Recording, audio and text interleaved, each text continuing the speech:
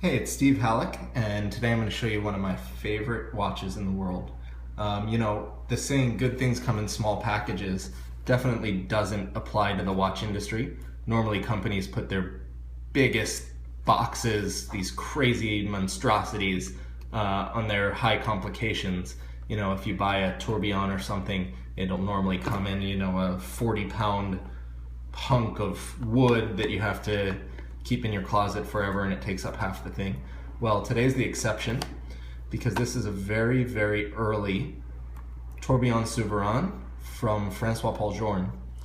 And you can see, even with the box, that we're talking about an independent manufacturer in the very early parts of his business. And, he didn't have the resources to give people 700-pound wood boxes. So you have a pretty standard, small, you can see the size, it's my hand, wood box. Beautiful, but FP Journe, inventé et fait, which means basically invented and handmade.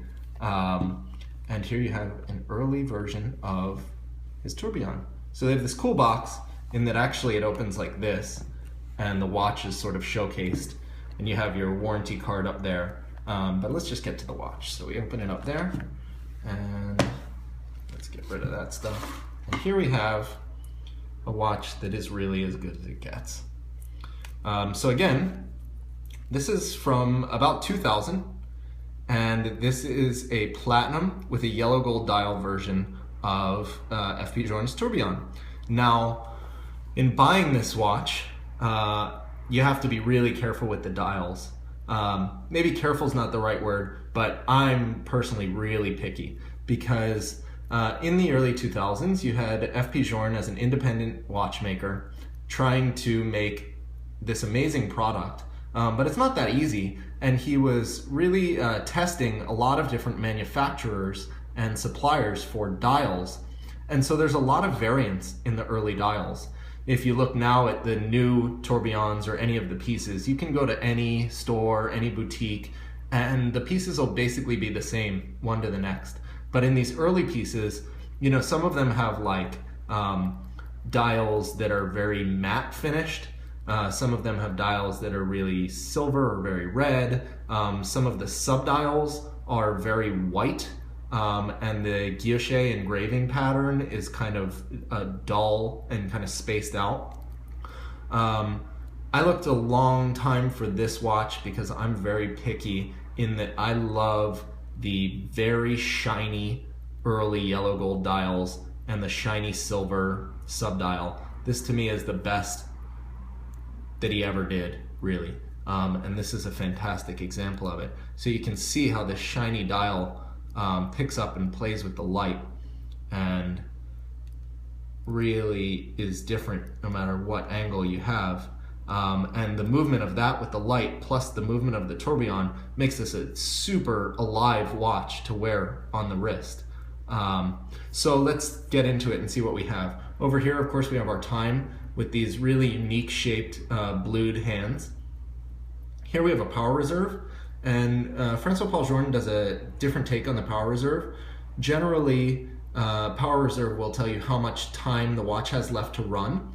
So in that case, 42 would be the top of it.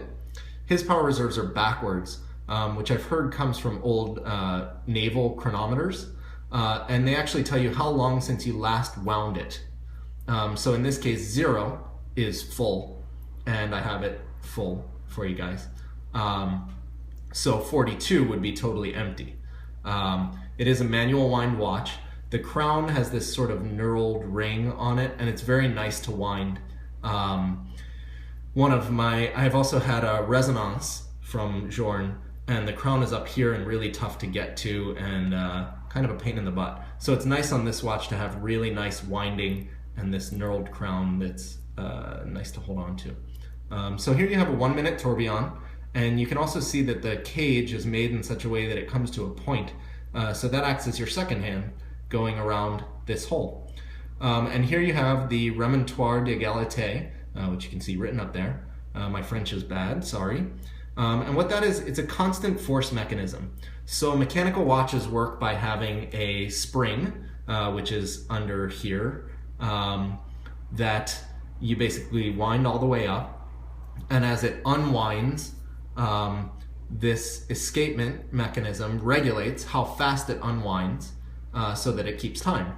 Now, if you've ever played with a spring, you know that when you have it like fully decompressed, it pushes really hard, and towards the end of it, it's not pushing that hard. And so that presents a problem in finely regulating a watch, because you have different levels of force coming into the escapement depending where you are on the power reserve. So a constant force mechanism basically stores that force and then distributes it a little bit at a time to the escapement. So the escapement is always getting a constant amount of force. And that's what you have here, and you can see it clicks off once a second.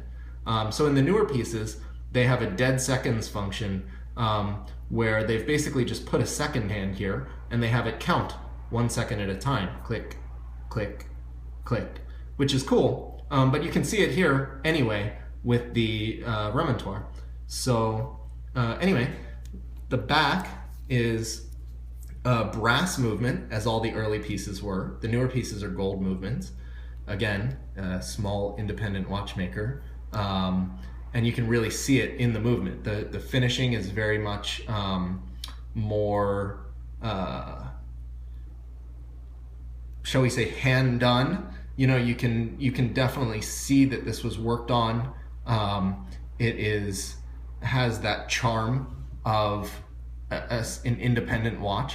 It's not the most amazing finishing in the world. You know, it's not like a Dufour simplicity, but it's very, very nicely done and very clean, and definitely speaks to the specialness of the watch. And again, you have this platinum case, very standard Journe case in these multi-pieces. This watch is 38 millimeters, but it actually wears much bigger because the bezel is really thin, and so the dial takes up a lot of space on your wrist. So let me show you on the wrist.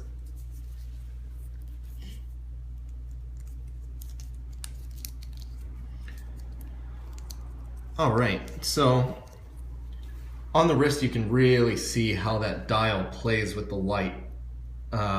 Let's catch a little here, and you can see there, but if we go even far away,